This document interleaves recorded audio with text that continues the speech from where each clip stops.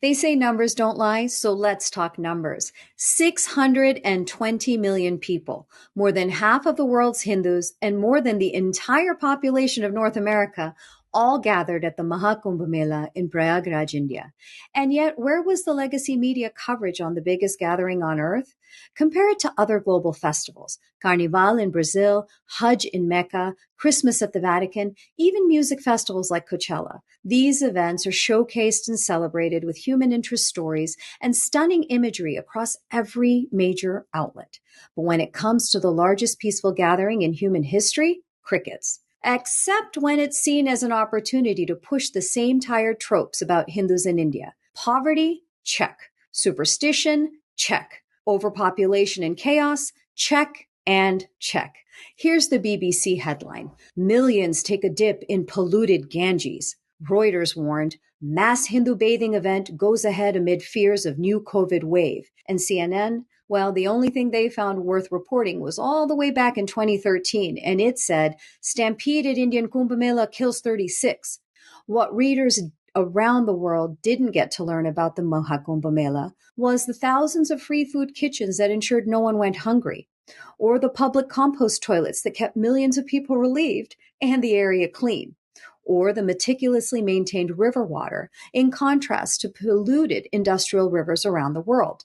The site featured over 3,000 kitchens, 150,000 toilets, 11 hospitals, and temporary roads, electricity lines, water supplies, and communication towers.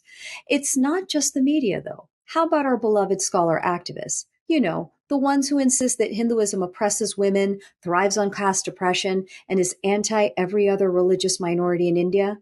No intellectual curiosity or comments about the women officiants, gurus, and sadhvis who were leading ceremonies and addressing crowds as venerated equals. No explanations about half of all the Hindus on the planet manage their supposed detest for one another, line up according to a pyramid of oppression, and obey the so-called religious mandate of untouchability amongst unprecedented crowds. And no explanation about how Hindu fascism and suppression of religious minorities translates to Sikh akhadas, blessing seekers at the heart of the Mela, shoulder to shoulder with Hindu akhadas, or how Hindu Buddhist monks, lamas, even kings and foreign dignitaries participated with reverence.